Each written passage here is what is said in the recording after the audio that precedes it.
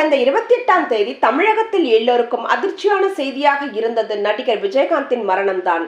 தேமுதிக தொண்டர்களுக்கும் அவரின் ரசிகர்களுக்கும் அது பேரிடியாக இருந்தது. விஜயகாந்த் ஒரு நல்ல மனிதர், இரக்க சுபாவம் உள்ளவர், எல்லோருக்கும் உதவி செய்யும் குணம் கொண்டவர் என்பதால் பலரும் அவரின் இறப்புக்காக வருகை தந்தார்கள். தனி நபராக மட்டும் இல்லாமல் ஒரு நடிகராகவும் நடிகர் சங்க தலைவராகவும் விஜயகாந்த் செய்த விஷயங்கள் ஏராளம். அவர் நடிகர் சங்க தலைவராக பொறுப்பேற்பதற்கு முன்பும் சரி பின்பும் சரி நடிகர் சங்கம் என்ன நிலையில் இருக்கிறது என்பதை திரையுலகில் உள்ள எல்லோருக்கும் தெரிஞ்ச ஒரு விஷயம். உடல்நிலை சரியில்லாத காரணத்தினால் கடந்த 8 வருடங்களுக்கு மேல் அரசியல், சினிமா என இரண்டிலுமே அவர் ஆக்டிவாக இல்லை. அவர் சரியாக பேசுவதை கேட்டு கூட பல வருடங்கள் ஆகிற்று.